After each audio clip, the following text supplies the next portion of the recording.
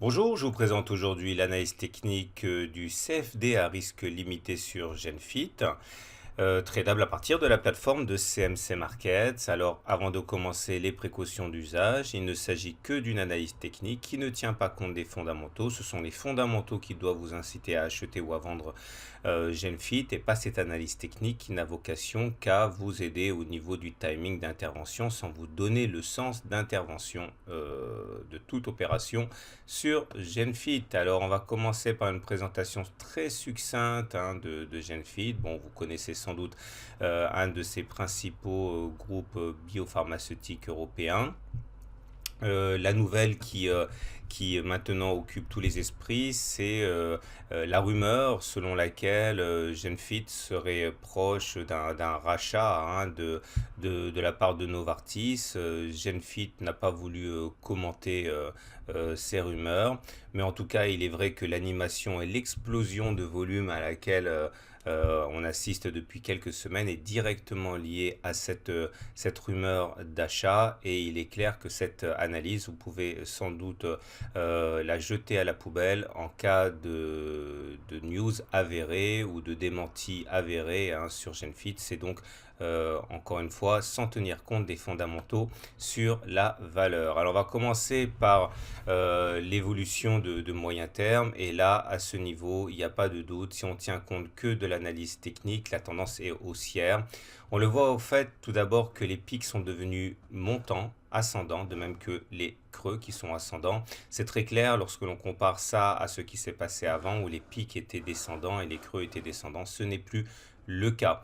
Et vous voyez également que nous sommes maintenant clairement établis au-dessus d'une moyenne mobile à 30 semaines dont la pente devient positive. Clairement, elle monte. Et quand on est au-dessus d'une moyenne mobile à 30 semaines qui monte, on est aussi au regard de la théorie de Weinstein aussi. Donc aussi au regard de la théorie d'Odo, aussi au regard de la théorie de Weinstein. Et si on approfondit un petit peu l'analyse, il faut comprendre que les 24 euros sont à surveiller de près, puisque les 24 euros, c'est justement le seuil qui nous maintenait en phase 1 de Weinstein. Une fois qu'on l'a eu cassé, ça a été le cas ici, eh bien la tendance est devenue haussière, c'est-à-dire en phase 2 de Weinstein, et on le restera tant que ce sera la même configuration. Maintenant, attention, un retour sous les 24 euros serait très préoccupant parce que cela scellerait sans doute le retour en phase 1 de Weinstein. Pour l'instant, ce n'est pas le cas. Notez que la moyenne mobile à 30 semaines sur laquelle on vient de temps en temps prendre appui, regardez, ça a été le cas par exemple dans la phase de baisse, ça sera également le cas dans la phase de hausse. Et bien actuellement, au moment où je parle, elle est à 22 euros. Donc tendance haussière. L'analyse Ishimoku nous montre également les seuils, les résistances et les supports à prendre en considération.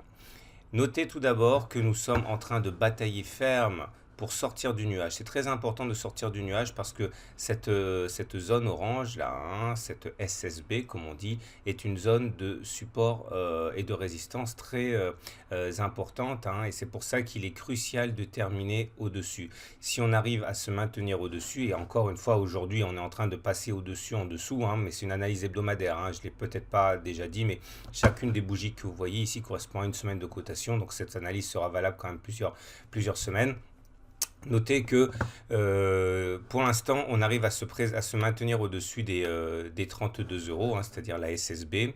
Il faudra également tenir compte d'une autre résistance, c'est celle-ci, c'est 33 euros. Pourquoi? Parce que en Ishimoku, lorsque vous avez une des courbes, n'importe laquelle qui fait un plat, comme ça, comme c'est le cas de la Kijun ici et le cas de la SSB ici, et bien dans le prolongement, vous avez une résistance et c'est la conjonction de la résistance des 33 et des 32 euros qui nous pose des difficultés actuellement, alors qu'avant on montait relativement librement parce qu'on n'avait rien pour nous bloquer. Il faut également tenir compte de ce qui se passe au niveau de la lagging span. La lagging span, c'est la courbe bleue ici, c'est la projection des cours mais en arrière.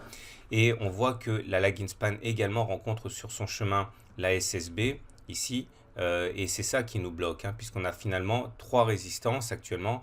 Le fait que la lagging span colle et hésite à passer les 32, le fait que les cours eux-mêmes bloquent sur ces 33 euros et le fait que l'on a également une résistance aussi à 32 euros. Donc 32-33, c'est difficile à passer. Par contre, si on arrivait à passer ces zones-là et confirmer avec une bougie, parce que c'est bien d'avoir une bougie de confirmation, de toute manière en analyse technique, ce serait vraiment beaucoup plus confortable pour la suite des événements.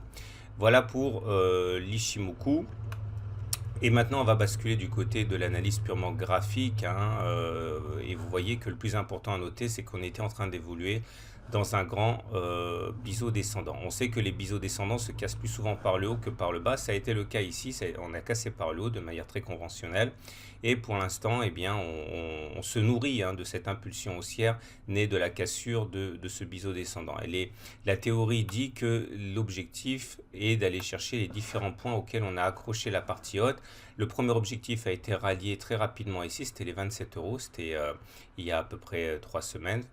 Et le deuxième objectif, si on devait continuer sur cette lancée et ne pas repasser en dessous de 27, c'est d'aller chercher le deuxième point, à savoir les 46 euros ici, valable, encore une fois, tant qu'on se maintient au-dessus de la 27, invalidé au cas où on passerait en dessous de 27 euros. Mais attention, c'est une analyse hebdomadaire.